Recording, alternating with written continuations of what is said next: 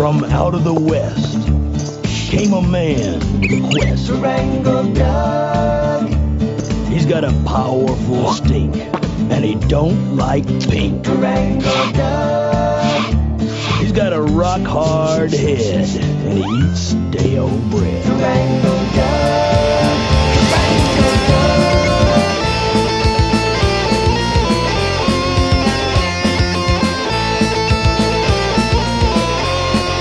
Good morning.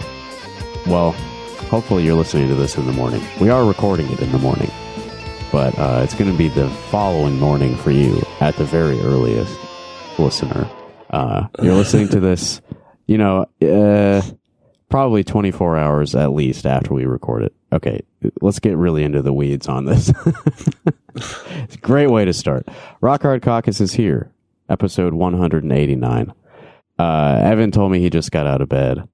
I didn't really sleep enough, but here we are. It's time for a podcast. Good morning, Iowa. Fortunately, I do have something to kind of get the energy up. I felt like this would be a great way to open.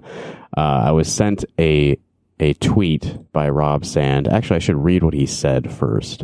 Because there's a video attached. That's what I'm getting to here to get us in the mood to podcast, get our spirits up.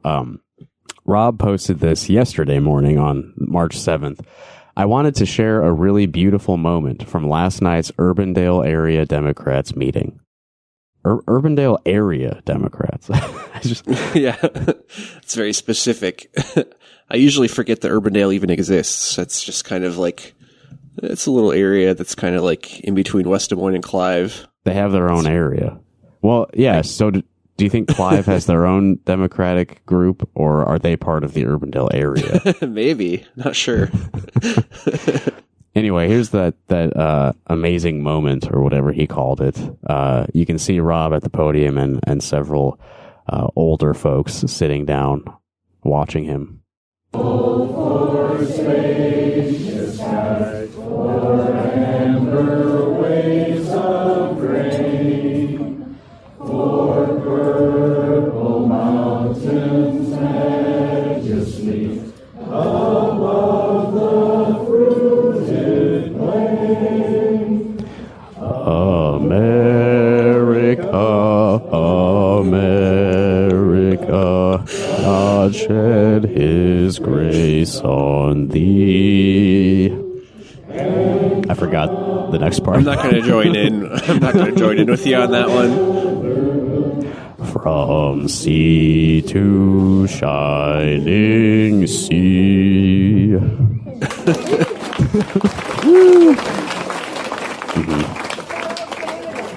Great way to start the show. We're all feeling it. We're all feeling the patriotism now, I think. Mm-hmm. There's nothing better than just videos of old people singing patriotic songs together. I guess I never really thought about it, but it's like a hymn, and it's kind of like a really somber. Like, it kind of almost does fit the mood of 2025 America. America's funeral. Yeah, basically. Yeah, I just remember the Ashley Hinson Amazing Grace. That's what it immediately made me think of when I saw that. Yeah. Do they also like do the pledge like at the Urbandale area Democrats meetings? They all Everybody start has with the pledge. To stand up, take your hat off, hand over your heart, look at the flag, recite the oath. Yeah. We're the real patriots. Yeah, take your hat off. That's definitely important. I know our friend Chuck has been chastised at a baseball game for not taking off his hat during the anthem. Yeah, shit. Which is a very funny thing to do, to go to a baseball game and like police people's like respect for the anthem. Episode like 2 of this podcast, I think, contains that story. Long time ago. Well, there is something to celebrate this week. If you are on our Patreon and listen to this week's Rock Hard Call Us, you did hear us talk to a counselor-elect, I guess would be the term, Oliver Weiline, who won his election easily this week in Iowa City. I've got the whole result precinct by precinct in front of me, so get ready for a bunch of numbers, all right? 309. 159. Yeah, we're just going to list numbers with zero context. You ever listen to number stations, the weird radio broadcast? This is one of those now. Well, there's a 69. I see two 69s on there. Oh, nice. That's pretty fun. No, but Oliver won pretty much all of the core of the city precincts, like the more dense parts where a lot of people live and pay rent. And the ones that he lost, somebody on Twitter, like the sewer socialism guy, he made a map that's pretty interesting to look at. And the few precincts, I think 6 precincts that Ross Nusser won are like on the outskirts of town. They're like the much bigger, like geographically, the bigger precincts, which means that it's like, probably bigger houses. Bigger houses, yeah. Yeah, fewer people maybe not, on more land. Yeah. A lot of people maybe not renting. Yeah, or maybe they receive rent. I bet a lot of those people live out there. Could be that, too, yeah. But some of my favorite precincts, looking at these results, are, I think it's 11. Yes, precinct 11, which I think voting is in one of the residence halls on the university campus, precinct 11. Oliver Weiland got 100 votes there, and Ross Nusser got 4. 100 to 4. I mean, that is astonishing. That's pretty good. And then the other one that's pretty awesome is precinct 19, where Oliver got 102 votes and Ross Nusser got 2. 2 entire people voted for this guy in this precinct. I mean, that's pretty decisive, I'd say. That's a clear victory. Yeah, for sure. Over 60% of the vote count is pretty good, no matter how you cut it. Yeah. I'm just sad we're not going to be able to talk as much about Ross Nusser anymore. I mean, that man is an endless source of entertainment. What? We still have that. We can. I will be deploying that, so he will not be forgotten. Yeah, he hasn't made like a public statement or anything, acknowledging the results. So maybe he may be the type to just kind of fade back. Just probably a good decision, but thanks for all you gave us, man. Yeah, much appreciated. Very funny election. All of your friends just went crazy trying to destroy someone's reputation and totally failed. Great job, everyone. There will be another city council election in Iowa City this fall, I believe. I think 3 of the sitting councilors are up for re-election, so we'll see if we can make things as toxic and crazy, as much mudslinging as possible again. Looking forward to it, everyone. Mm-hmm. I got to start seeing if I can make things more just awful for everyone here in Coralville. Just see if I can make our politics a little more... Yeah, are you going to run for Coralville City Council? I really don't want to do that. Yeah. I prefer my contributions to be like this. Yeah, I understand. I'm not running for public office anytime soon. Yeah.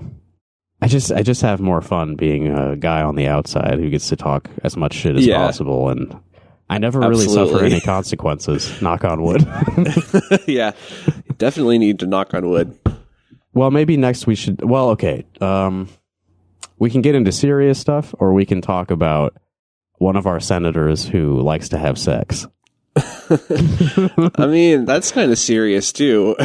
There are some serious implications to serious sexting going on. Yeah. Let's do that. Senator Joni Ernst, who we all voted for because she promised to make him squeal 11 years ago now. She was going to get into the Senate and start castrating the hogs in government. And, well, it turns out she's not castrating them. She's maybe doing the opposite of castrating. What's the opposite of castration? I guess that would be like grafting new genitals onto someone. Yeah. I don't think she's doing that. No, I don't think she's doing that. But this is a big scandalous story. So I, of course, have the Daily Beast story on this pulled up because they're the ones who are going to handle it the way it should be handled. Mm-hmm. Josh Fiallo. I didn't look up how to say this guy's name, but the breaking news reporter at the Daily Beast, he wrote this piece. Republican senator accused of fling with sexting mad general. Have you ever sexted?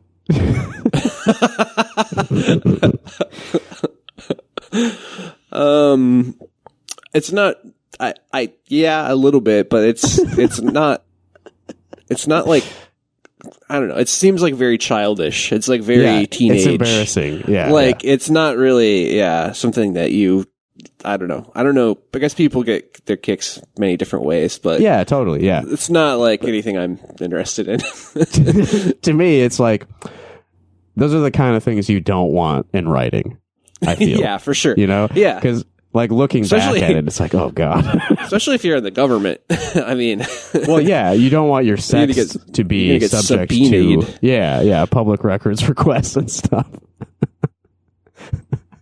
That's going to be my next project, is just sending in open records requests for, hey, has the mayor received any texts of a sexual nature? You're just going to just like a bunch of sex terms. You're like, I'm looking for all emails and texts that are included. Yeah, has anyone called? List any words, but has anybody called the county attorney sexy in the past year? Yeah. Senator Joni Ernst was accused Tuesday of having relationships with two military officials. One of them, an Air Force general, demoted after being busted sexting women on Capitol Hill. So the reason this is like a story that matters at all is that as a senator, she, is responsible for making decisions about military funding and stuff. And if she's having sex with somebody whose funding is, there's some conflict of interest there. But really, this is more of a gossip column than anything. Oh, yeah. This is like, I don't know. I haven't been on the Daily Beast website in a long time, but it's annoying. It's just annoying. It has this tag underneath the headline that's like GOP, GEOHHHP. Yeah. Like, what is this for? Well, they have one of those under like every story they do, and it's usually a very clever bit. Yeah, it's just like, I don't know, very like mid 2010s like snark blog post shit. It's kind of interesting that they're still doing this. I don't know where they get their funding, but some rich person must really like this. Oh, I'm sure some folks really, really are into the snarky liberal news. Mm-hmm. Okay, so the guy is Major General Christopher Finnerty. There's a ProPublica report that is a little bit more dry about this, so that's why I'm not reading it. But there was a military probe into his conduct. Word of Finnerty's promiscuity first emerged in January when a 2023 report by the Air Force Inspector General became public. The report found Finnerty had violated military law by having sex. You're not allowed to have sex. It's like being a Catholic priest. Yeah, if you become a general, you're not allowed to have sex, but you are allowed to sext, apparently. Well, it's Air Force, so there's a lot of Mormons in the Air Force, I've heard. So it's probably like, Brigham Young University rules. No, the violation of military law was having sexual, inappropriate, or unprofessional relationships with multiple women on Capitol Hill. So this is a military man who's women love a man in uniform. That's an old cliche, and he was taking advantage of that. That's a great Gang of Four song. I love a man in a uniform. Oh yeah. I know that song. Yeah. Unfortunately, so this report into his conduct, it is publicly available, but the names of the women he was sexting are redacted, so we don't actually know which ones were Joni Ernst's. Mm-hmm. And I don't actually remember. Like, I don't know how it came out that she was one of them. Yeah, not sure. I haven't read that far. Yeah. I know I read this, but I don't know how we know that Joni Ernst is one of the women involved. But they'd have some of the sexts here with some identifying details redacted, and I can't even tell who is. I guess if you look at this image, it looks like it's the woman texts him like 10 times in a row, and then he responds. So she says, "What distraction? What distraction? If I was," and then this is redacted, "would it be distracting?" And then it says pornographic picture. Yeah. There's like a bunch of pornographic pictures, but I think you missed right before this exchange. The Major General Finnerty was asking or talking about like 5 different like military programs that they didn't want to cut. Like they wanted to make sure there was funding for these programs, including F-35, modernization, NGAD. I don't know what any of these are. I mean, I know what F-35s are. Yeah, those are the bad planes, right? The those F-35 is the been kind of a huge waste of money, kind right? of a big debacle there. And then a bunch of other. I'm not going to read all the acronyms. Did you say But yeah, NGAD? so they're like NGAD. They're like talking about serious military business stuff, and then just following it up with just a bunch of like sexy pictures. Just sending nudes, yeah. Well, yeah. I was curious about the terminology pornographic picture here. Like, I feel like just like a tasteful nude is not necessarily pornographic. Yeah. Like, how far would it have to go for it to qualify as a pornographic picture?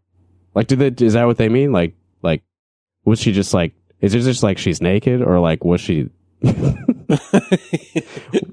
But they won't show us the pictures because, well, for obvious reasons. But like, I'm just curious. Like, they don't describe the picture at all. It just says pornographic picture. Yeah. I can't imagine that they're that pornographic. Well, Right, I don't know. right. Again, people have different definitions, but yeah, I'm imagining it's probably just a sexy selfie. Sure. Well, and so that's the Various problem, states kind of of, right? undress. Like the legal, like judicial precedent on this is like, I know it when I see it. I guess that's obscenity rather than pornography, but it's, close. But like, I can't see it, so I can't judge if this really is pornographic. So you're really just asking for, you just want to see the pictures, is what you're saying. For journalistic reasons. For not journalistic reasons, yeah. just to see, just how pornographic they actually are. Because Right, it's I mean- important that the people know that. Right. But Like only like serious journalists like us should have access to this information. we don't have the full story here Yeah. because they've redacted like important information here. So yeah, he's asking or like talking about programs that he wants to keep funded, and she's like, "Well, what about this?" And she said, "And I'd like this song playing in the background, please." So are they like planning their next encounter or something? I guess. What song? Is Yeah, that redacted? See, more information that's being it is held from redacted. us. Yeah. What the fuck, man? God, Would that what- be like too personally identifying? Like, if whoever this person is must have is like identifiable by their taste in music. Right. Yeah, everybody knows what Joni Ernst listens to.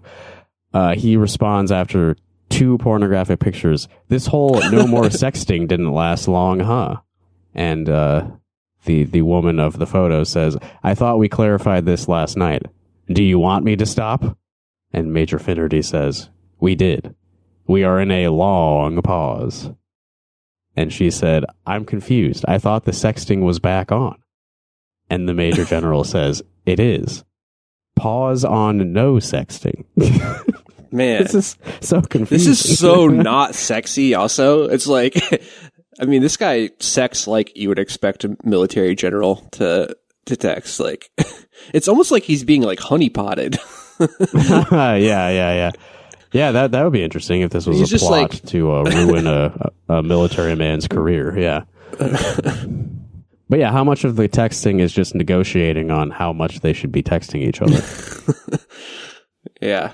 I've got the actual like report from the Inspector General of the Air Force also, which is 41 pages. There's really long stretches of redacted information, but they do have more of the sext exchanges in here. And that's what I'm mostly interested in, of course. Yeah, there's really not I don't know. I mean, good. I'd say good for them.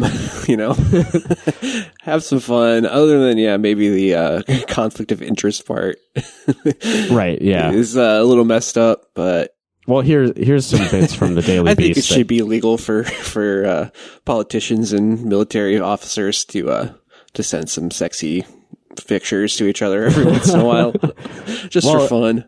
you mentioned priests earlier, and I think the rationale for priests having to be celibate is like they are like their relationship with God is paramount, and then their relationship with the congregation of their church needs to take priority over any sort of like one-on-one personal romantic relationship, right? Yeah. And why shouldn't that apply to members of our military and our government? Like, no, you cannot be distracted sending each other pornographic pictures. You need to be thinking of us, the taxpayers, first. Yeah. You need to be thinking about what programs to cut. Yeah. As part of Doge. Well, in fact, castration came up earlier. They like I said, we voted for her so she would go in there and castrate everyone. And if they were all castrated, they wouldn't be thinking about this as much. That's true. We'd have a more efficient government. That's true. That's what Doge needs to get on next. The spaying and neutering of the American government is happening. I think though, I don't know. I think if they're like not doing any sex, then it might make them like even more fascist. I mean, I think we've seen that with like the incel shit. Like, I think they should be having some sex to like make them chill out a little bit. Sure. Maybe appreciate the finer things in life. Okay. Yeah. There's every few years, there's like a big scandal about like the DC Madam, like, all these congressmen are paying for sex or whatever. No, that's exactly the way it should be. Yeah. They shouldn't be distracted by sex. It should be a transaction for them. So it's just like, take care of business and then get back to your job. Not like they shouldn't be allowed to be married or have like, emotional sex or anything like that. It's all just like, only for maintenance purposes are you allowed to do it. And it has to be a professional engagement. Yeah. Bringing bureaucracy to sex. I mean, that's how it should be. Yeah. If you're a career bureaucrat, you should have to negotiate sex the same way you would negotiate like whip votes for a bill. Yeah. In fact, this should all be public information as well. Like, they should have committees regulating this and, like keep a log of who's doing what when. You don't need to take a video of it or anything. That would be too far. But like, just, we pay your salary. We need to know what you're spending it on and how you're, taking care of yourself so that you can take care of us. Okay. So there's bits from this Daily Beast article that do, give us an idea of like what kind of conflicts of interest may have arisen from this. This is not the only man that Joni Ernst has been involved with, military men. She also had a romantic relationship with a Navy legislative affairs official in 2019, which is shortly after she was divorced. Or it says the same year. It could have been before it was all finalized. But I mean, I don't give a shit. But yeah. But the problem there is that a source with knowledge of the situation told ProPublic that the relationship's end created tension between Ernst's office and the Navy Legislative Affairs office. Now, they did get a statement from one of Joni's spokespeople. They did not... I like this little detail. A spokesperson for Ernst, who did not respond to questions emailed by the Daily Beast, did not deny the two relationships in a statement to ProPublica. The fake news media is clearly too busy gossiping to report the real news that Senator Ernst is focused on cutting waste at the Pentagon. Her votes and work in the Senate are guided by the voices. Oh, guided by voices. Cool. Nice. Her work in the Senate is guided by voices of Iowans who elected her and her constitutional duty alone. Any insinuation otherwise by tabloid journalism, in quotes, is a slanderous lie, full stop. So they're slandering her by reporting on her affairs. Okay, let me give you one more of the general's sects. And they use fake initials to mask the identity of the women involved here. This is from March of 2021. I guess the woman was married to somebody else when this sext occurred. They call the woman MC. Okay, Major General Finnerty and MC exchanged texts about past and possibly future sexual relations, with Major General Finnerty himself expressing knowledge of her marital status. And then they give us an excerpt. MC says, "Yes, so I could look straight at you and see your eyes." That's a very sensual way to phrase that. I'm going to look straight at you and see your eyes. This is the problem with sexting. Like, you can't read this back and like some enjoy assholes it. at a podcast are gonna read it and make it sound way. I mean, it's not sexy. It's not sexy to read this shit back. Like, in the moment, maybe, but only for you. You know, right? Maybe the two people involved, if you're lucky, both will be like excited and like, yeah, I like typing and reading this stuff, but. Again, there shouldn't be a record of this. The Major General says, "You'd love that." MC says, "I would love that. ...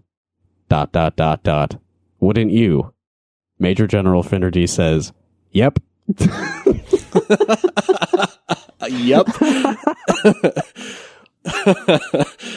Yep. See, this is how I would do it. This is why I'm not into it. It's because yep.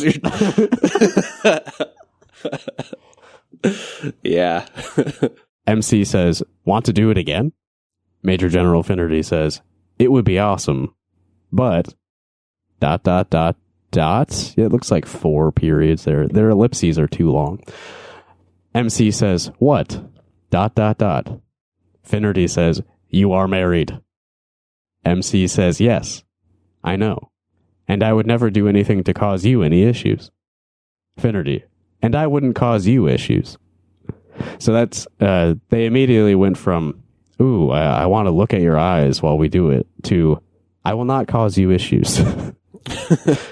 The excitement did not last very long there. Yeah, that's a good way to extinguish the flame.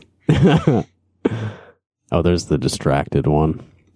Oh, okay, this is the part that I really, really wanted to read.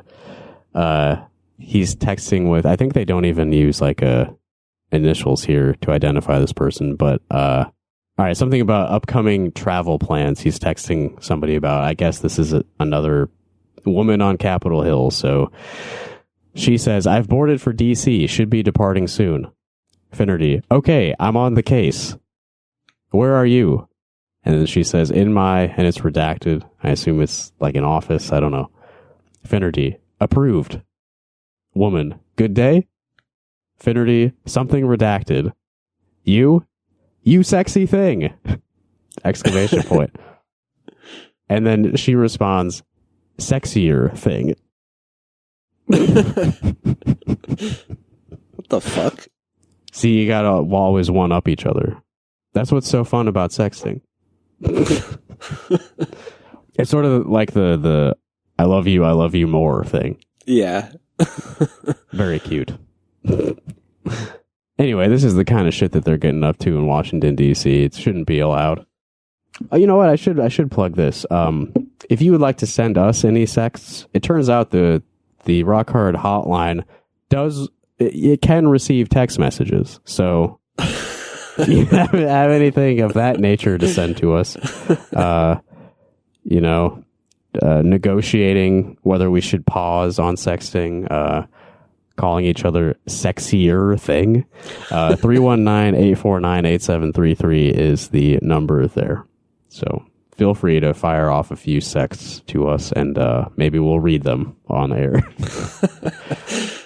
On the call-in show, not in the proper podcast. Cause sure, it'll be behind the paywall. So yeah, oh yeah, for sure. That's where we'll get really dirty back there. Mm-hmm. All right, we should talk about some of the serious stuff here in Iowa. It's funnel week, and if you know what that means, you know that some crazy bills have been mercifully taken out behind the shed and shot. Funnel week. It's when they kill some of the stupid bills that these idiots, their little pet projects. Unfortunately, the removing civil rights of trans people bill, that was a priority. Apparently. They made sure to get that one through. So that one, God, they signed that into law before Funnel Week, which is yeah. They didn't want to debate that one very long at all. No, God, it was like 4 days from beginning to end of the whole legislative process. But thank you to Robin Opsahl at Iowa Capitol Dispatch for this article, which lays out all the bills that have survived and not survived Funnel Week. Funnel Week 2025. What bills are alive, dead at Iowa State House after first deadline? And there is a little bit here about, that the removing gender identity from the Civil Rights Act.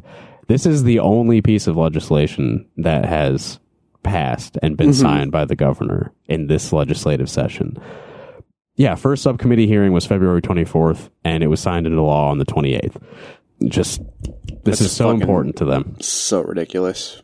And the section immediately previous to that in this article is public school funding stalled. So that's something that is not nearly as important as stripping civil rights protections from trans people. That is priority one. I keep thinking back to when Emma was on the show a couple weeks ago, and she said about the idea that like these bills are a distraction from like the real shit that these ghouls want to do. And she said, no, they hate us. This is what they care about. And she was 100% right. That this, for some fucking reason, this is more important than anything else to them right now. Mm-hmm. Well, let's hope the courts do something before it takes effect. Always putting our faith in the fucking courts. We love judges and lawyers. Yeah. They will, they're above all this politics, and so they'll see what the right thing to do is. Right? All right. So, like I said, not super prepared to talk about this, but they have helpfully listed a whole bunch of bills here on the Iowa Capitol Dispatch website. Some bills that have survived Funnel Week. Under the topic of education, Bible studies in public schools.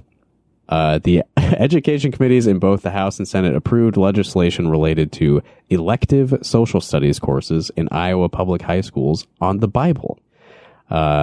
Course standards for elective classes on Hebrew scriptures or the Old or New Testament of the Bible. This legislation includes language requiring the state board and school districts to remain in compliance with state and federal laws on religious neutrality. Seems like a tough thread to needle or needle to thread, whatever. So you have to offer these courses, but they must be elective, and you must remain religiously neutral. So shouldn't we have to have other classes about study, other religious texts like that? They already offer these at like Catholic schools, right? There's always biblical studies classes, but I would say that there's probably a lot of comparative like world religion classes at a lot of public schools. I know they do that in college, maybe not in public school like high school, but I wouldn't necessarily be opposed to that because these are like important texts that influence millions of people. But obviously that's not the point of this legislation. That's not what they're talking about. They're not trying to, increase people's appreciation for like historic applications of religion or whatever. It's just propaganda. No. I mean, like they're definitely going to be pro-Bible classes. They're not just like teaching you about the historical context or anything. No, it's just hopefully the class, it's just to read from start to finish. You got to read the whole Bible. In one semester, read the whole Bible. And I mean that's the quickest way to turn people away from Christianity, I think, is force them to read the entire thing. I think there's a good one above that in agriculture for reducing nitrogen fertilizer. House Study Bill 165 would create a pilot program within the Iowa Department of Agriculture and Land Stewardship with a goal of reducing the statewide average use of commercial nitrogen fertilizers by 15%. So they're making a pilot program to consider something we can do to reduce nitrogen fertilizer by 15%. Yeah, I don't know if that's going to do a whole lot for water quality. It seems like it's another one of those things where they just like want to look like they're doing something. They want to acknowledge that there's a problem and that they're doing something about it. Yeah, I don't know if Chris Jones has weighed in on that one yet, but I'd be interested in his thoughts. I mean, I guess better than nothing. This was Iowa Representative Sexton. Who is he? Michael Sexton, Republican from Fort Dodge. Oh, the Bible studies one, by the way.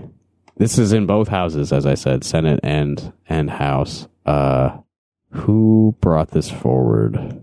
Fett, Iowa Representative Fett, who was also Samantha Fett. She was also involved with revoking civil rights protections from trans people. So we'll get a glimpse into what her priorities are there as well. Cell phones in school. For some reason, this is like a big priority of the governor herself. Reynolds' bill to set a statewide minimum policy on cell phones in schools gained approval in both chambers. So this would require school boards to adopt a policy banning the use of personal electronic devices during instructional periods.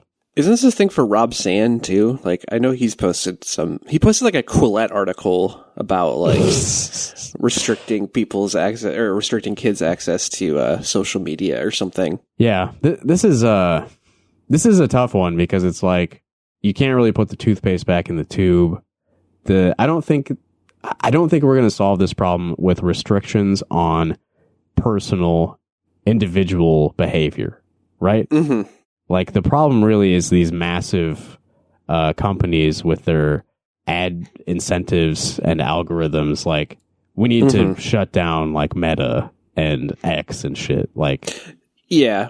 This is not a problem that's going to be solved at the user level. Yeah, I mean, I don't think that they're necessarily trying to solve that problem. I think they're literally just like kids are too distracted by cell phones when we're trying to teach them about the Bible. Yeah, maybe if you were not requiring boring classes, maybe the kids would pay attention in class.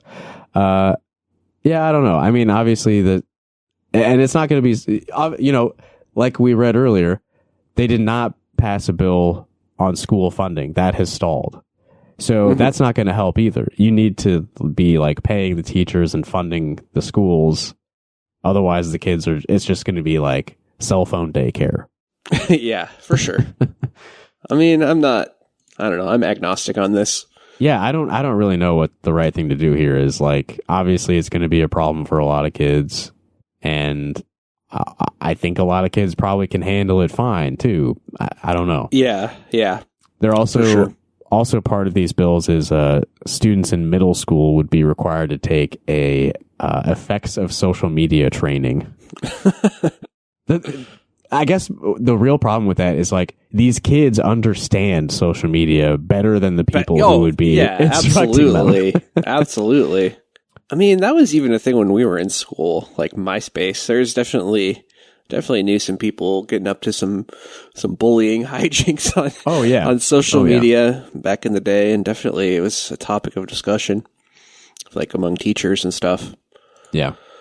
I remember a kid getting kicked out of school because she on her Zanga, I think. I was gonna say Zanga. Yeah. I was gonna ask if you remembered Zanga. Yeah, she put together a hit list on her Zanga, which was Eric Harris and Dylan Klebold style. Yeah. I mean, I think it was like something she saw in a movie or something. I forget exactly what happened, but it wasn't like a serious threat that she was doing, but obviously not something they could just ignore. That like a kid was publishing a hit list on her personal blog. Yeah. Actually, speaking of bullying, the one right before that, they're changing the definition of bullying in the Iowa Code. And this one actually seems sensible. The current, I don't know what the effects of this will Depends. be. Yeah. I don't know. Yeah. The current code defines bullying and harassment as actions or conduct toward a student that target them based on real or perceived traits, listing characteristics like race, religion, sexual orientation, and familial status as potential traits that a student could be bullied over. And they're just kind of like removing some of the language so it's a more broad definition. Which, now that I'm thinking about it, is probably just like trying to make it, they're like more ambiguous and actually it's okay to fucking bully kids who are gay. They're not bullying or whatever. you because you're gender nonconforming. They're bullying you because they're just bullies. You're a nerd. You're a nerd. Definitely. There is a clause in there, the nerd exemption. All nerds you're just are legally a nerd. Allowed to be bullied. Get over it. This is probably bad. I mean, how often does this get ever enforced in any way? Yeah, I know. Another thing that's going to change in schools potentially, the Senate passed Senate File 175, a bill that would require human growth and development and health classes in grades 1 through 12 to show fetal development videos and graphics that depict the humanity of the unborn child by showing prenatal human development starting at fertilization. Grade 1 through 12. So 6-year-olds need to be informed that life begins at conception. Yeah, I don't know I think kids know better than to be like, that's a human. I think, I don't know, it's hard Maybe to that's the imagine problem. what they think it's just super effective or whatever. You're not doing shit with this. Other than making kids look at gross stuff that they don't want to look at. Yeah. Well, if you get them younger and younger, then you really drill this into their brains that abortion is evil. And if more and more kids grow up with that in their heads, then, it becomes easier to restrict abortion. House File 884 would allow public school districts and charter schools to hire religious chaplains or allow them on a volunteer basis to provide, quote, services to student and staff. That goes hand in hand with a lot of this other stuff. The Bible class, anti-abortion videos. Seems good, this one. House File 883 would provide funding for schools to provide free feminine hygiene products in IO school bathrooms for 6th through 12th grade students.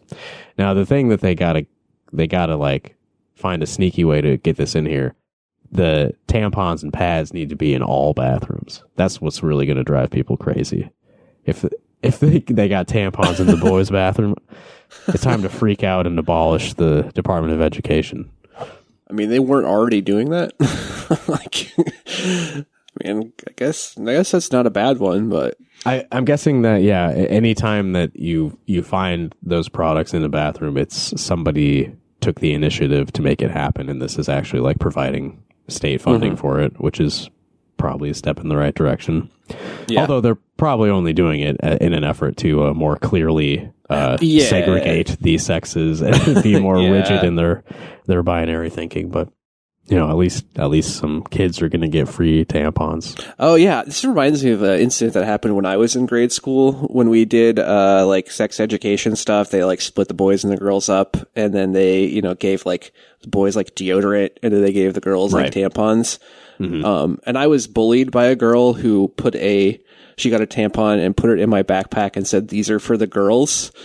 So according to this new law that they're considering, that wouldn't have been I wasn't being bullied for being a sissy boy or anything.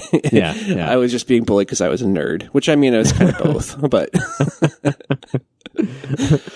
I remember a girl, this probably would have been 4th grade or so, a girl bullying me because my shorts were slightly above my knee. So I was wearing girl pants, according to her. Dang. So I definitely had a pretty serious mental complex about that for a few years. Making sure my shorts never ever show any of my kneecap. But that was a time for big shorts, so I fit in just fine. Yeah, it was. I was gonna say that's the Jinko era. Yep. All right, there's some really interesting shit in the higher education section here. This one is maybe my favorite. Accreditation, retaliation. I like those words together. Yeah, Accreditation, it does. retaliation. It sounds cool.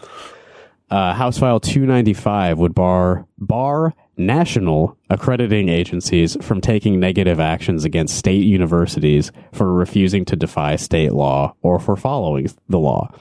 So this state government is trying to dictate the actions of our, state universities and colleges.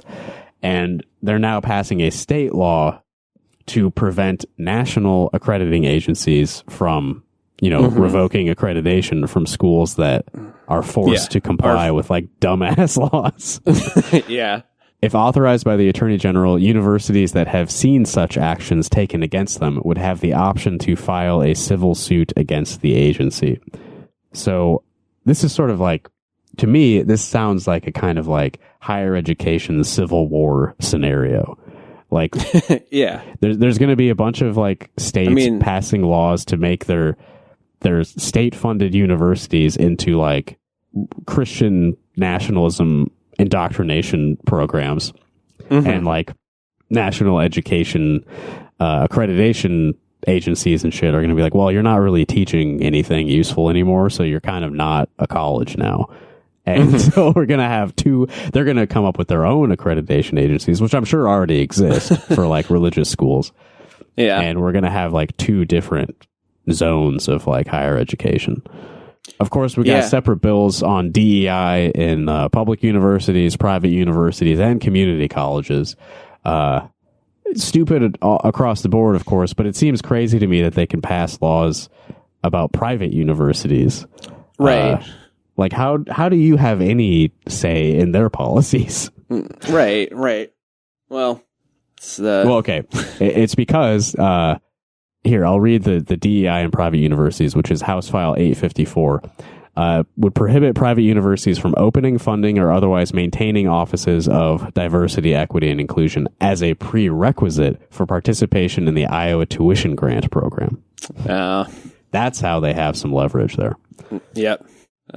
General education requirements.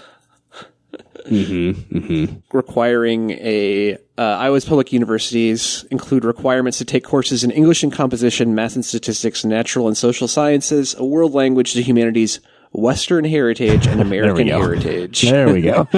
These classes cannot distort significant historical events or include any curriculum or other material that teaches identity politics or is based on theories that systemic racism, sexism, oppression, or privilege are inherent in the institutions of the United States of America or the state of Iowa. So that's the real important part there at the end. Yep. Yep. General education requirements at all schools now must include an America is Good class.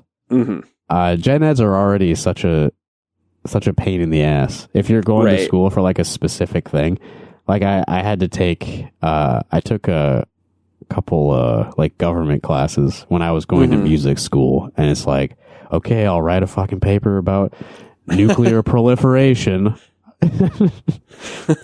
Look, I'm going to school to play the saxophone. I don't need to know about nuclear weapons policies. I'm too stupid for this.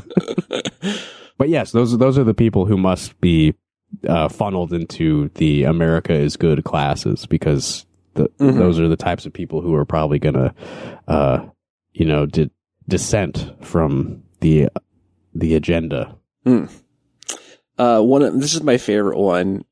Is the penalties for pro-terrorism language on campus. House File 576 would have state universities and private colleges receiving Iowa tuition grant dollars penalize certain non-immigrant visa holders for voicing support for or encouraging others to support terrorist organizations or actions. So I guess they're worried about, this is like, I think like guest teachers or something, from other countries. Sure, yeah. Or students as well. I'm not sure exactly. But there's a quote from Jeff Shipley in this article that they link to. Let me find it. Yeah. You get that, and I have another quote queued up here from Jeff Shipley that I would love to follow up with. The language in the bill that states staff cannot persuade others to support a terrorist organization unless it is the policy or practice of the United States to support such activity or organization could be seen as revealing a political bias in the legislation, Shipley said. I think that does reveal the kind of political bias or hypocrisy that a left-wing person could accurately say, oh, this is, American imperial hubris that we're supposed to support terrorist organizations around the world if they're furthering our geopolitical ends. Okay, wait. So he wants it to be, you can't voice support for terrorism at all. That's what he's saying, right? Right? So He's they saying shouldn't that, include an exemption for the terrorists that we fund as America. Yeah. I think it's pretty brave of them to just put it out in the open, We do support certain terrorists. Yeah, I mean, it's undeniable. It's a fact. Like, we funnel money to terrorist militias all the time. Yeah. Even the ones that eventually end up attacking us instead. Right. You ever heard of blowback? Yeah, blowback. That's kind of what that means. Yeah, it's a good one. Okay, I have a quote from Jeff Shipley here. I have audio of this. Let me play it for you real quick. I hate Chinese people. You catch that? That is real. I hate Chinese people. That is Jeff Shipley expressing some racial hatred right there. What's the context on that? It's a weird stand-up comedy video of his that is now unlisted on YouTube. Damn. I'll link that in the full episode notes if anyone wants to hear the full context. I'll tell you this, the full context doesn't really make it any better. He still says this. I hate Chinese people. I mean, you can't really... And I think he had recently been elected when he said that on stage. So this pro-terrorism language bill also, like I said, it's apparently only regarding certain non-immigrant visa holders. So if you're an American citizen naturalized, then you can just support whatever terrorism you want. Okay, it's totally fine. Cool. I guess. Or I don't know. It's only targeting. Okay, so citizens we can talk about our support for terrorist organizations. Yeah, I guess so. Obviously, the reason they're passing this is because of Israel. Mm-hmm. Right. Yeah. We should talk about the vaccine thing because that's one of the big ones. Yes. Senate File 360 proposed this has died, right? Oh yeah, we should list both a few of them things died. There was failed. Two vaccine bills that died. Remember, I mentioned the baseball thing a few weeks ago. House File 153 would have directed Iowa State University and the University of Northern Iowa to reinstate men's baseball teams. Unfortunately, that has failed. So we will not be seeing a UNI men's baseball team as dictated by the state government this year. I hope they try again. That's very important. It's a good priority for us to have. They also the trans or the drag ban, children going to drag shows ban. They apparently changed the language to subjecting students or children to obscene performances or something. So they took out a lot of language specific to drag shows and just said you can't. I mean, obviously, it's not good either way.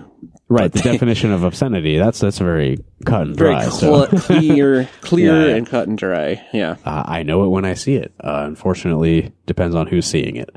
Mm-hmm. But yeah, they cut out the part about dressing in a way that is not conforming to your gender assigned at birth. I remember some language like that in there.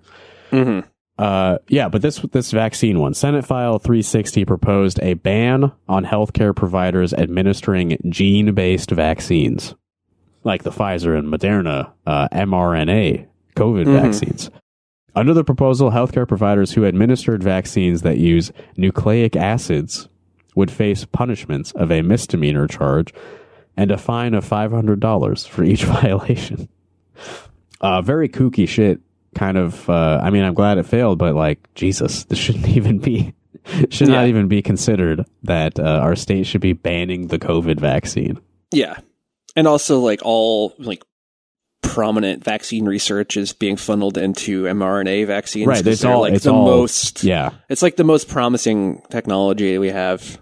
They're talking about using it for a lot of different things, like multiple sclerosis, like cancer treatments and stuff. Like there's a lot of potential applications for it. Yeah. And as like I personally have benefited from an mRNA vaccine recently. I got 4 of them. I had the mildest COVID infection ever, and I thank. I'm pretty sure I got the Pfizer. Thank you so much, Big Pharma Pfizer. I love you, Pfizer. I will always support you, Pfizer. Yeah, for sure. And you know what? The side effects weren't even that bad. My arm was sore. That's all that happened. I was pretty tired wasn't too for bad. A day. Yeah. The Mike Busolo Senate file to try to buy some counties from Minnesota that has failed. Yeah. Though the measure was originally scheduled for a subcommittee hearing in February, the meeting was canceled and not rescheduled. Ooh, Busolo absolutely snubbed on his great idea. Oh, another one that failed this week. The sort of like the Des Moines policy against homeless people. They were going to make that statewide, basically, and that died. House Study Bill 286, Senate Study Bill 1195, proposed statewide criminal penalties for sleeping and camping on public property. There is another vaccine bill that also failed that was about allowing people to sue vaccine manufacturers for vaccine injuries. Which basically a bunch of medical providers were like they're just not going to offer vaccines in Iowa if that's like what happens. Like if you're going to pass this, it's people are just going to like medical providers are just not going to offer the vaccines. Much like, okay, look, every action that our state government is taking in the realm of healthcare is basically just wiping out all healthcare in the state. Like doctors can't do abortions anymore. Okay, they leave. They're going to go do their abortions somewhere else. You're going to make vaccines illegal. Well, or you can be sued for giving someone a vaccine. You can be fined for giving someone a vaccine. Well, I'm not going to practice medicine in Iowa. Fuck that. Well, the great thing though is we are like the center of chiropractic medicine. You know, we got Palmer College in Davenport. Yeah, so Davenport. The chiropractors will step in and fulfill the role of doctors as, you know, traditional Western medicine practitioners flee the state. We will see the chiropractic field compensate for that hole. They will fill that for us. Don't be worried about it, people. We have alternatives. Okay, this one I don't quite understand. This one died. House File 24 proposed adding sharks that can grow to a length of 23 inches or more, or that have a documented history of biting humans, to the state's list of dangerous wild animals. What? Sharks. We need to add legislation about sharks to the Iowa state law. But not all sharks. Like watching way too much Shark Week, and they're just like, we need legislation to do something about this. Which I mean, what shark species are native to Iowa? Like I can't. Yeah, I really don't know. Don't think there's too many. I mean, you saw what that shark did to Poopies from Jackass, and that's we can't have that happening here. Yeah, we need to warn people to stay away from them. Yeah, again, props to the team at Iowa Capitol Dispatch for this extensive article, which shows us things that have succeeded and failed to live through Funnel Week. Not looking too good overall, but a few of the crazier things have failed, so that's good. They also, a bill passed through that was to ban use of eminent domain for CO2 pipelines. That survived Funnel Week? That survived, yeah. Okay. So there's some like 2 or 3 ones that are like not bad. Yeah. But of course the chemtrail one also did also survive. So. Right. Yeah. We saw that one get through a subcommittee hearing. I got one more thing to talk about that I think is kind of fun. This is another in our series of crank investigations. Taking a look at guys who have a real issue with their local government, and this week it's a guy in Dubuque. I'm reading from KCRG here. A Dubuque man was arrested on Monday evening after police say he tried to enter a city council meeting while armed with a loaded gun. I mean, this definitely concerns me because a friend of mine was just elected to a city council, so I wouldn't want somebody to shoot him, you know. Austin Goodman, 41 years old, entered the historic federal building, and he went up to the second floor where the city council meeting was in session. Police said they were already familiar with Goodman due to previous incidents, and they were already investigating him for a recent violation of a no-contact order. In a release, officers said Goodman had posted on social media that he planned to attend the meeting in an effort to, quote, put them on notice and to protest his interactions with the police department and other government agencies. Now that I read that sentence and I said, social media, huh? And I found his live stream on his Facebook of him on his way to the meeting. Let me show you this, Evan. Oh, nice. Oh no, he's got duct tape. I noticed in the mugshot that he's draped in the American flag. Yes, yes. He came to this meeting with a loaded gun, wearing a suit and an American flag as a cape. Yeah, and duct tape over the mouth. Yes, honestly, that's what was missing in the mugshot. Beautiful, like perfect crank outfit. Yeah, definitely. Honestly, you cannot do better than that if you're going to like disrupt a city council meeting. A big X in duct tape over your mouth, like the classic "I'm being silenced" costume. Every comedian on Netflix. Yeah. So yeah, listeners, you're only going to be able to hear a bit of this, but I will post a link to the live stream if you want to check it out.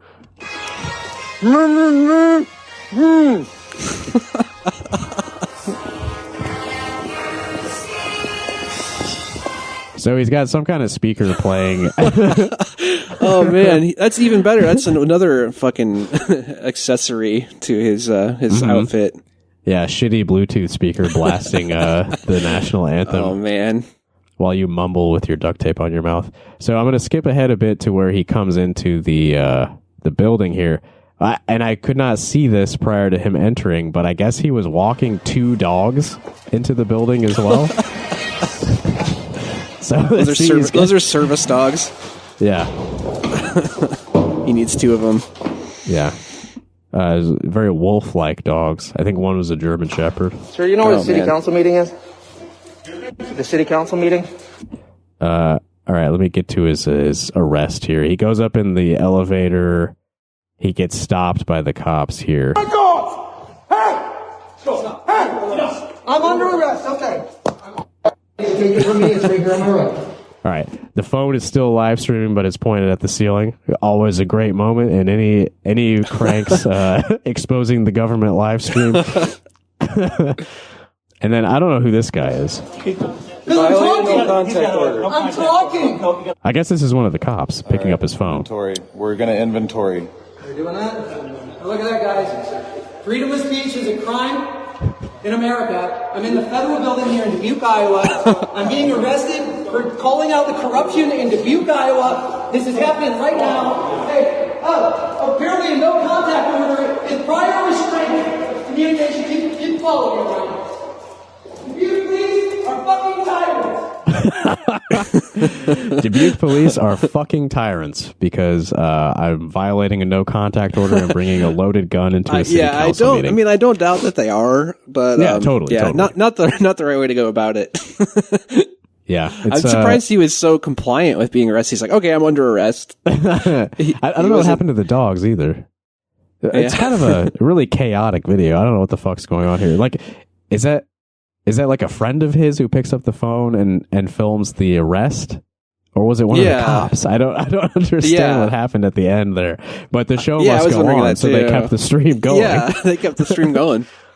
So gotta get the message out. Shout out to all involved for documenting such an important historical moment. Dang. Oh, you know what? I should mention this. So I was on Facebook looking for the live stream, and a guy that I follow who's really important, Hunter Light, he had some commentary on the situation. I would think that Austin Goodman would be like they'd be on the same team because they're trying to expose local corruption and all that. Right. Like, I'm positive that this Austin guy has thoughts about the local, pedophile cabals, Oh, yeah, for sure. But Hunter Light is very skeptical of Austin. As many of you saw, I'm reading from Hunter's post here, as many of you saw, there was a lot of noise surrounding this guy a few days ago. He was saying he was exposing names and corruption and then did some weird-ass live video where he was arrested turning himself in at the city council building. Funny thing is, we ran back background reports on the people he was calling out and didn't find any parallel network connections, so this was a huge red flag. We also looked for reports on Austin, and no reports even existed for him. A little too coincidental, wouldn't you say? So what he means, okay, for those who are not down the Hunter Light rabbit hole like me, Hunter, basically, every single person's name he encounters, he searches on some like obsolete social network platform that no longer exists. And if he finds your name, or he finds some record of you having been listed on this network called Bebo, or the other one is OddPath. OddPath, That is conclusive evidence that you are a part of the pedophile cabal. And the fact that Austin Goodman was not found there, and none of the people whose corruption he's trying to expose were found on there. Like, you might think that means that they're clear and innocent, but no, it's actually pretty suspicious that none of them had Bebos or Oddbats also. So you can't win with this guy. Yeah, and I think those sites are also just like public records, like scraping sites where it's like, like find people, you get like ads for those things all the time. And it's just like, yeah, like just scraping public records for people's names and phone numbers and addresses and stuff. Right. So it's like not people didn't even consent to being on those websites. Like I had never heard of those things at all until Hunter Light started posting about them. So I doubt that the powerful, wealthy pedophile network was communicating on a publicly accessible website about their crimes. Well, Hunter Light has a lot of other interesting ideas about how you can file your income taxes and just like write exempt on the tax form and mail it in, and then you're good. Also, don't withhold any taxes because it's like you don't have to do that. If you're paying income tax, you're a fool. I mean, honestly, within the next couple years, he might be correct. You can probably get away with it. You probably get away with it. Anyway, Hunter believes that this was in his words, corroborated publicity stunt. I think he means coordinated. Because people higher up knew what would happen after they hired Matthew Potoff, who is hired by the Dubuque County Sheriffs, I believe, this week. This was a kid who had like drugged and sexually assaulted a woman who got hired by the Sheriff's Department. That was a big brouhaha this week. And then actually stepped down. Like, actually, man, justice wins. Totally.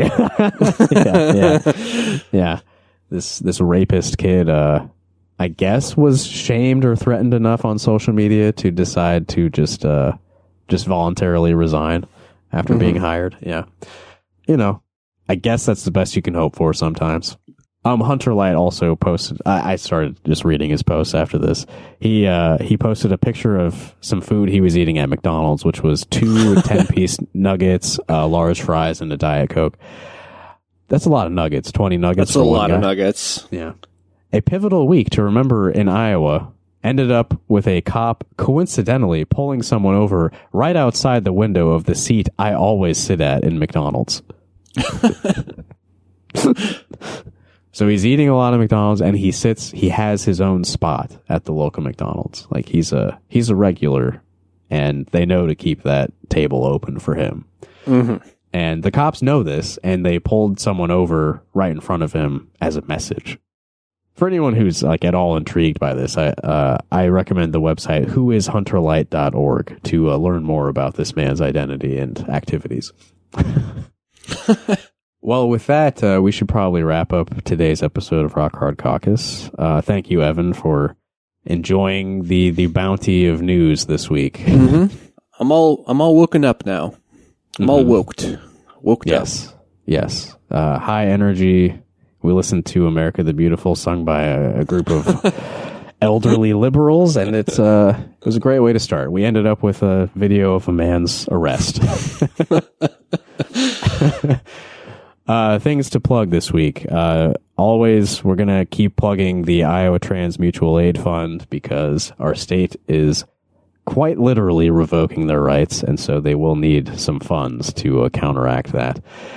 And on that subject, there is going to be a fundraiser show for the Iowa Trans Mutual Aid Fund on the 29th, later this month at Trumpet Blossom. March 29th, Trumpet Blossom, Iowa Trans Mutual Aid Fund fundraiser show, featuring the likes of Early Girl, Miss Christine, and What Resembles Us. I don't actually know that band, What Resembles Us, but I am running sound for that show, so I will get to know them very well. This week, a very important event, our friend Dan Cobble, who actually tipped me off to that Rob Sand tweet with the video of the old people singing. Dan Cobble will be sentenced for his heinous Twitter crimes this Thursday, March 13th at 2:30 p.m. at the Johnson County Courthouse. So we will be having a party as they lock up this infamous criminal. The public will be celebrating. We're finally going to be safe from the guy who allegedly made a parody Twitter account of a cop. Finally, we will no longer live in fear. But no, seriously, I'm going to be at this sentencing and, watching this travesty of injustice unfold before my eyes. So if you know Dan, it would be great for us to, show some support as he is unjustly punished for the crimes of being funny and pointing out that a cop is bad. Mm-hmm. Crimes of parody accounts. Mm-hmm. Like real serious shit. It's very important that he be punished for this. Hope it goes well. Something a little less horrible. I don't know what the word I'm looking for is. Our friend Oliver is being sworn in as an Iowa City Councilor next week, next Tuesday, March 18th, 7 p.m. at the Iowa City Hall. I'll be there as well. I'm thinking about conducting some interviews in the lobby of City Hall, so this could be a Rock Hard Caucus live event. You heard us talk about it on Rock Hard Caucus this week. We called Oliver, and he told us about the swearing-in ceremony. So 2 great opportunities to hang out in the near future. Speaking of call us, you should call us at 319-849-8733. And like I said before, you can also text us your pornographic pictures if you like. You know what? Don't do that. I'm not gonna. Yeah, don't. I mean, it was already pushing it with the sexting stuff, but pictures. I don't know if we really want to see that. No, Justin might. No, look. I'm sure they're lovely, but I'm not going to like explicitly, ask for this on the podcast. I don't want that. Although I basically have opened us up to this now, but I don't really want them. Okay. It's nothing against you, but that's not the purpose. This is a business phone line. We got to keep things professional. Check out patreon.com/rockhardcaucus if you would like to hear the recent episodes of Rock Hard Call Us. I will say, if you do send us your nude photographs, we're not going to share them. Okay. But still, don't do it.